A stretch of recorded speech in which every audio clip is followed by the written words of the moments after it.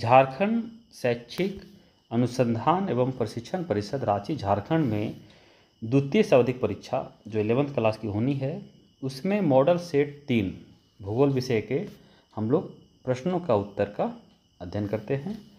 पहला प्रश्न है, महासागरीय जल की औसत लवणता क्या है? तो समुद्र के जल में प्रति 1000 ग्राम जल में उपस्थित लवण की मात्रा को औसत लवणता कहते हैं। समुद्र के जल का औसत लवणता 35/1000 है।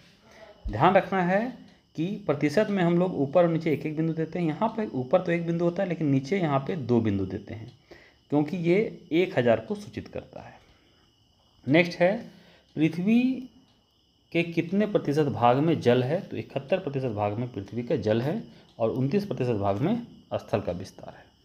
नेक्स्ट है, वर्तमान में भारत में कितने राज्य एवं केंद्र शासित प्रदेश हैं? तो कुल 28 राज्य हैं और 8 केंद्र शासित प्रदेश हैं। अगला क्वेश्चन, पश्चिमी घाट के किन्हीं 2 दर्रों के नाम लिखिए। तो 2 महत्वपूर्ण जो दर्रा हैं वो थाल घाट और भोर घाट हैं। थाल घाट मुंबई से नासिक के बीच है और भोर घाट मुंबई से पुणे के बीच है। मैप में देखें तो ये नासिक है हमारा, ये मुंबई है, ये दोनों के बीच में ये है थाल घाट और मुंबई और पुणे के बीच ये है भोर घाट।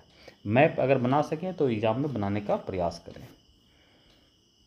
नेक्स्ट है, अपवाह तंत्र किसे कहते हैं? तो इसका आंसर हम लोग सेट 1 में क्वेश्चन नंबर 3 में दिया जा चुका है, इसलिए दोबारा रिपीट यहाँ नहीं कर रहे हैं। नेक्स्ट, नर्मदा नदी का उद्गम स्थल कहाँ है? तो अमरकंटक ये उद्गम स्थल है। अगला क्वेश्चन, भारत की तटीय रेखा की लंबाई कितनी है? तो मुख्य भूमि का जो है तटीय रेखा की उसकी लंबाई है 5422.6 किलोमीटर और द्वीप समूह की कुल लंबाई जो है तटीय की वो है 2094 किलोमीटर। कुल अगर देखें तो कुल लंबाई है 7616.6 किलोमीटर। अगला क्वेश्चन, मौसम और जलवायु में अंतर स्पष्ट करें। तो मौसम किसी क्षेत्र विशेष में दैनिक या क्षणिक वायुमंडलीय दशाओं, तापमान, वायुदाब, आर्द्रता, वर्षा को मौसम कहा जाता है। मौसम किसी भी समय परिवर्तित हो सकता है। भारतीय मौसम विज्ञान विभाग की स्थापना 1875 में हुई थी। इसका मुख्यालय अभी वर्तमान में नई दिल्ली है।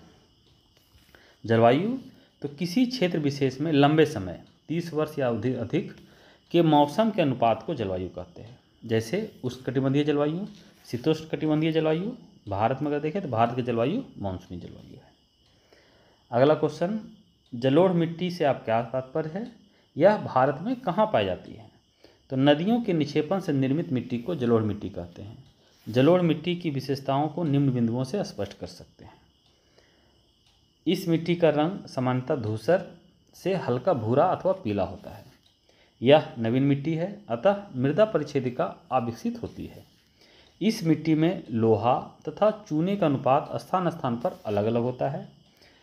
पोटास तथा फास्फोरस की पर्याप्त मात्रा पाई जाती है। और 5वां पॉइंट है, नाइट्रोजन की कमी है, अतः समय समय पर नाइट्रोजनी उर्वरक का प्रयोग किया जाता है।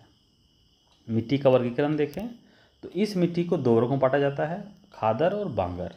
नवीन जलोढ़ मिट्टी को खादर मिट्टी कहा जाता है, यह हल्के रंग का होता है।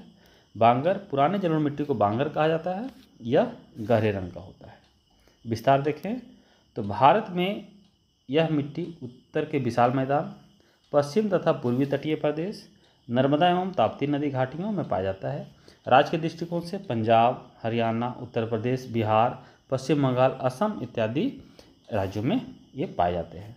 मैप इंडिया का बना के और हम लोग ये क्षेत्र जो है ये जलोढ़ मिट्टी का क्षेत्र है, ये दिखा सकते हैं। एग्जाम में मैप बनाने का प्रयास करें, इससे 100% नंबर आने की संभावना बढ़ जाती है।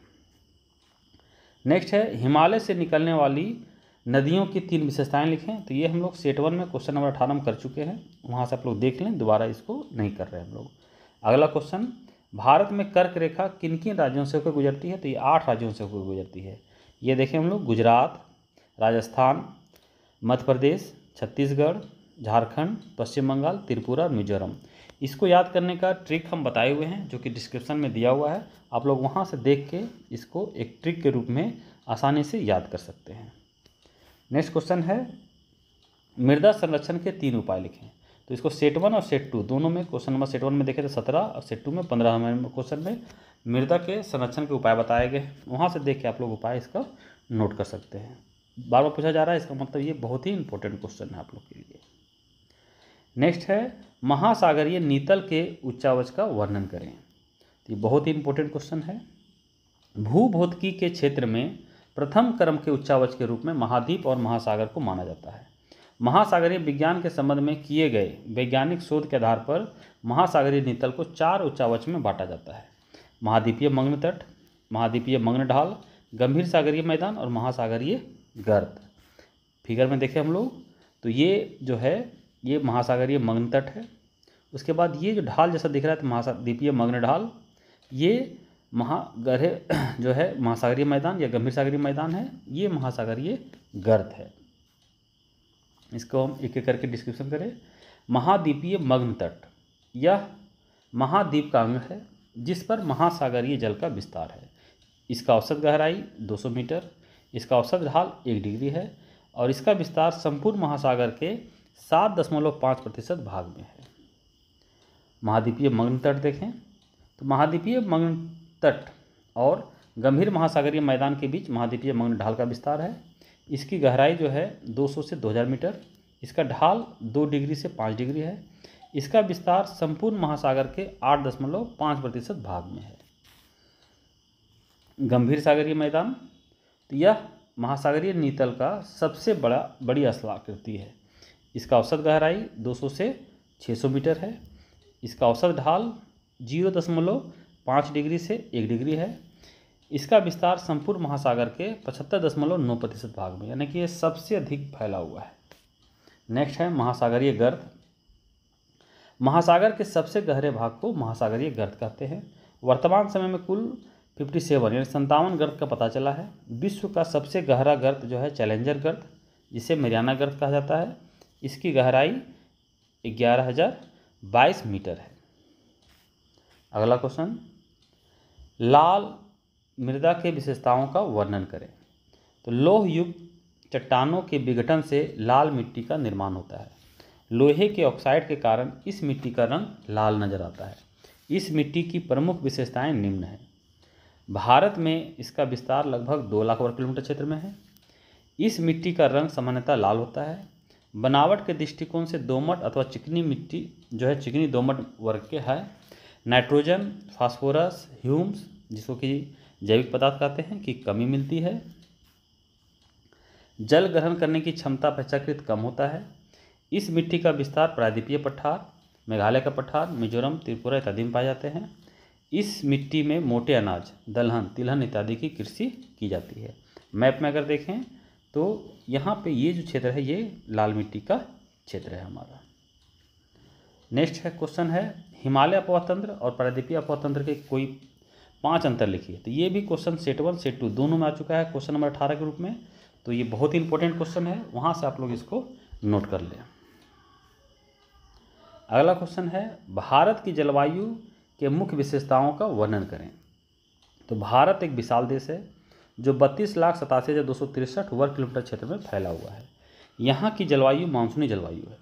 मानसूनी शब्द अरबी भाषा के मौसम शब्द से बना है, जिसका अर्थ होता है हवाओं की दिशा में ऋतु के अनुसार परिवर्तन। हम लोग जानते हैं कि हवाएं 6 महीना स्थल से समुद्र की ओर और 6 महीना समुद्र से स्थल की ओर और 6 महीना स्थल से समुद्र की ओर बहती है, इसलिए इसको जो है मानसूनी हवाएं कहते हैं। भारत की जलवायु को भारत के मौसम विज्ञान विभाग के अनुसार 4 ऋतुओं में बांटा गया है। शीत ऋतु, ग्रीष्म ऋतु, मानसून ऋतु और मानसून का निवर्तन ऋतु। अब हम लोग शीत ऋतु की बात करें तो शीत ऋतु, इस ऋतु को ठंडा का ऋतु कहा जाता है। समय नवंबर से फरवरी। तापमान देखें 10 डिग्री से 20 डिग्री सेल्सियस तापमान। कहीं की कमी पाया तो पूरा डिटेल यहाँ नहीं लिखना है, सिर्फ पॉइंट बाय पॉइंट लिख देना है, एग्जाम में अच्छा मार्क्स मिल सके। वर्षा तो पश्चिमी विक्षोभ के कारण उत्तर पश्चिम भारत में वर्षा एवं हिमपात होता है। ग्रीष्म ऋतु देखें तो इस ऋतु को गर्मी का ऋतु कहा जाता है। समय मार्च से जून। तापमान 20 से 40 डिग्री सेल्सियस। वर्षा गर्म हवाएं, लू का प्रभाव। स्थानीय वर्षा होती है जिसे नॉर्वेस्टर, कालवैसाखी इत्यादि नामों से जाना जाता है। मानसून ऋतु, इस ऋतु को जो है वर्षा ऋतु भी कहते हैं। समय जून से सितंबर। तापमान 15 से 30 डिग्री सेल्सियस। वर्षा दक्षिण पश्चिम मानसून के प्रवेश के कारण संपूर्ण भारत में वर्षा होती है। भारत में सबसे अधिक वर्षा जो होती है वह दक्षिण पश्चिम मानसून के कारण ही होता है। मानसून का निवर्तन चौथा, इसे शरद ऋतु के नाम से भी जाना जाता है। समय अक्टूबर से नवंबर, तापमान 15 डिग्री से 25 डिग्री सेल्सियस। वर्षा उत्तर पूर्वी मानसून के कारण तमिलनाडु में वर्षा होती है। बंगाल की खाड़ी में उष्णकटिबंधीय चक्रवात की उत्पत्ति होती है इसी समय। नेक्स्ट है काली मिट्टी किसे कहते हैं, इसके निर्माण एवं विशेषताओं का वर्णन करें। तो ज्वालामुखी उद्गार से निर्मित आग्नेय चट्टान के विघटन के कारण काली मिट्टी का निर्माण होता है। इस मिट्टी को महाराष्ट्र में रेगुर मिट्टी कहा जाता है। कपास की अत्यधिक उत्पादन के कारण इसे कपासी मिट्टी भी कहा जाता है। काली मिट्टी का निर्माण, तो भारत में जो है दक्कन के पठार में स्थित बैसाल चट्टानों के विघटन के कारण काली मिट्टी का निर्माण हुआ है। इसका विस्तार 15 डिग्री उत्तर से 25 डिग्री उत्तर तथा 72 डिग्री पूर्व से 82 डिग्री पूर्व तक दक्षिण गुजरात, महाराष्ट्र, मध्य प्रदेश, आंध्र प्रदेश, उत्तरी कर्नाटक, तमिलनाडु राज्यों में पाया जाता है। यह लगभग 5 लाख वर्ग किलोमीटर क्षेत्र में पाई जाती है। मैप देखें तो ये जो है क्षेत्र, ये हमारा काली मिट्टी का क्षेत्र है। काली मिट्टी की विशेषताएं देखें तो इस मिट्टी का रंग गाढ़े काले और स्लेटी रंग के बीच का होता है। इसमें चूना, लोहा, मैग्नीशियम तथा एल्यूमिना पर्याप्त मात्रा में मिलती है। पोटास, नाइट्रोजन, फास्फोरस तथा जैविक पदार्थ की मात्रा कम पाई जाती है। इस मिट्टी में लंबे समय तक नमी बनी रहती है। तर मौसम यानी कि नमी वाले मौसम में चिपचिपा हो जाता है, जबकि शुष्क मौसम में संकुचन के कारण दरारें, जिसको हम लोग बोलते हैं स्वतः लगता है जैसे कि जुताई हो गई है, विकसित होती है, जिसके माध्यम से यह वायुमंडल से नाइट्रोजन ग्रहण करती है। इस मिट्टी में कपास की कृषि विशेष रूप से की जाती है। कपास के अलावे इसमें मोटे अनाज, गन्ना, गेहूं, चावल, सोयाबीन, सब्जी इत्यादि की कृषि की जाती है। नेक्स्ट क्वेश्चन, महासागरीय लवणता को प्रभावित करने वाले कारकों का वर्णन करें। ये बहुत ही इंपॉर्टेंट क्वेश्चन है, लॉन्ग क्वेश्चन में एग्जाम में जरूर आ सकता है ये। तो इसमें देखें हम लोग, तो समुद्र के जल का भार तथा उसमें घुले हुए पदार्थों के भार के अनुपात को लवणता कहते हैं। साधारण शब्दों में समुद्र के जल में घुले नमक की मात्रा को लवणता कहते हैं। इसे प्रति 1000 ग्राम जल में उपस्थित लवण की मात्रा के रूप में दर्शाया जाता है। समुद्र के जल का औसत लवणता 33 प्रति ग्राम से 37 प्रति 1000 ग्राम के बीच पाई जाती है। विश्व का सबसे अधिक लवणता टर्की के वान झील का है, जिसकी लवणता 330 प्रति 1000 ग्राम है। चैलेंजर अभियान जो कि 1884 में हुआ था के दौरान डिटमर ने समुद्री जल में घुले 47 यानी 47 लवणों को पता लगाया था, जिनमें प्रमुख निम्न है। 4 है, ये ऑब्जेक्टिव क्वेश्चन के रूप में आ सकता है कि समुद्र के जल में सबसे अधिक लवणता किसकी पाई जाती है, तो सोडियम क्लोराइड की, इसकी मात्रा जो है वो 78.8% है। दूसरे स्थान पर मैग्नीशियम क्लोराइड है, ये 10.9% है। तीसरे नंबर पर मैग्नीशियम सल्फेट है जो कि 4.7% है, और चौथे नंबर पर कैल्शियम सल्फेट है जो कि 3.6% है। 4 कम से कम याद रखें। लवणता को प्रभावित करने वाले कारक अगर देखें तो महासागरीय जल के लवणता को प्रभावित करने वाले प्रमुख कारक निम्न हैं: तापमान, वर्षा, नदियों का जल, हिमशिलाओं का जल, वायुमंडल दाब एवं तापमान, महासागरीय जलधाराएं। एक एक करके चर्चा करें हम। तापमान, तो कर्क रेखा और मकर रेखा के बीच उच्च तापमान के कारण वाष्पीकरण अधिक होता है, जिस कारण इन क्षेत्रों में लवणता अधिक पाई जाती है। वर्षा देखें तो विषुवत रेखीय क्षेत्रों में उच्च तापमान के बावजूद अत्यधिक वर्षा के कारण लवणता कम पाई जाती है। नदियों का जल, तो सभी बड़ी नदियों के मुहाने के पास लवणता कम पाई जाती है, जैसे गंगा, अमेजन, कांगो नदी की मुहाने में लवणता कम पाई जाती है। हिमशिलाओं का पिघलना देखें तो जिन महासागरों में हिमशिलाएं बहकर आती है वहाँ लवणता कम पाई जाती है, जैसे 50 डिग्री उत्तरी अक्षांश में हिमशिलाओं के कारण लवणता कम पाई जाती है। ही हटा देना है, हिमशिलाओं के कारण लवणता कम पाई जाती है। प्रचलित पवनें, तो प्रचलित पवनें अपने साथ खारे जल को दूसरे स्थान पर पहुंचाकर लवणता में वृद्धि कर देती है, जैसे व्यापारिक पवनों के कारण महाद्वीपों के पूर्वी तट पर लवणता बढ़ जाती है। महासागरीय जलधाराएं। महासागरीय जलधाराओं भी लवणता को बढ़ाने घटाने का काम करती है। जैसे गल्फ स्ट्रीम जलधारा से यूरोप के उत्तर पूर्वी भाग में लवणता बढ़ जाती है। तो ये बहुत ही इंपॉर्टेंट क्वेश्चन है, इसको अच्छी तरीके से आप लोग नोट करके याद कर लें। अगला है मैप। आप लोग एग्जाम में मैप जरूर बनाएं, क्योंकि मैप में 5 पॉइंट रहेगा और पाँचों पॉइंट अगर सही दर्शा दिए तो 5 में 5 मार्क्स श्योर आएगा। तो इसमें देखिए हम लोग गोदावरी कृष्णा नदी है, पश्चिमी घाट है, चिल्का झील है, अरब सागर और कच्छ की खाड़ी है। तो हम लोग देखें यहाँ तो इंडिया के मैप में ये जो है ये हमारा गोदावरी नदी है, उसके बगल में ये कृष्णा नदी है। ध्यान रखें यहाँ पे महानदी है, नीचे इधर कावेरी नदी भी है। तो सब नदी को एक बार जरूर देखें आप लोग।